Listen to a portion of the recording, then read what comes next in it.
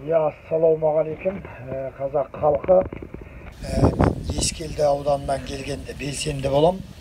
Бұл былтырдан бері бізде де осы ауылдың мәселесін қозғап, сіздер сияқты мына Мұхтар ағамызды шақырып, содан танысып, осы жер мәселесін қозғап жүрміз.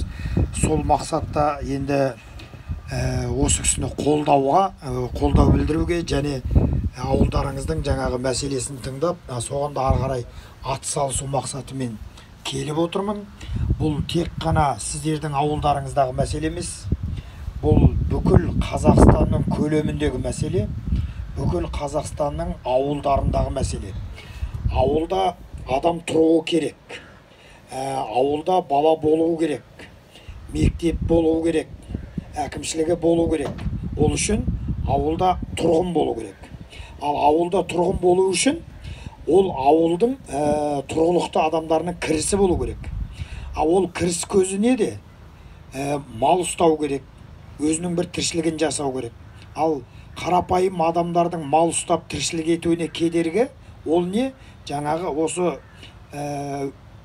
аласапыран заман дейміз ба, осы өткен 30 жылдың ішінде жаңағы кейбір қолы ұзын, билікке жақын немесе қалталы азаматтардың қолына 90-шы жылдары бізге бөлініп берілген жерлердің бәрі солардың қолына өтіп кетті.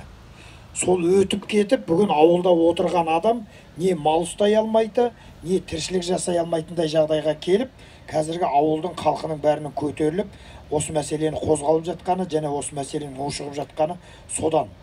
Бұл жер мәселесі ауылдың ғана емес, бұл бүкіл мемлекеттің іргетасы. Бұл ата-бабадан қалған бізге мұра. Бұл жағы келешек ұрпақтан біздің жалға алып отырған жеріміз. Бұл біздікі де емес. Яғни бұл ешбір азаматтың жеке меншігі болуға тиісті емес. Сіздікі де, біздікі де, келешек ұрпақтікі де емес. Бұл өткеннен қалған мұра, келешекке біз тапсырып беретін аманат. Солай қарауымыз керек. Және бұған биліктің көзқарасы да бұрындары енді ауылдың халқына кішкене қиғаштау болды. Ал енді қазір жаңа Қазақстанды құрып жатырмыз деп президентіміз де айтып жатыр. Біраз өзгертулер енгізіледі деп жатыр заңдарға, реформа жасаймыз деп жатыр.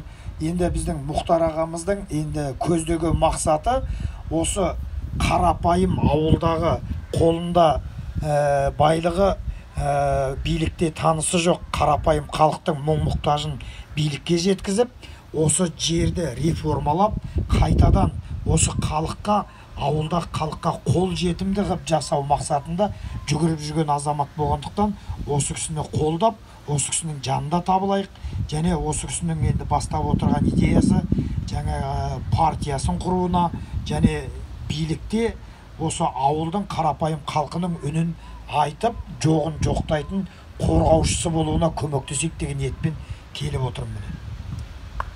Соған қолдауларыңызды білдіріп, жаңағы өздеріңіздің ауылдарыңыздағы мәселелеріңізді айтуына болады деп, енді соны бір айтып кетейін деп келген.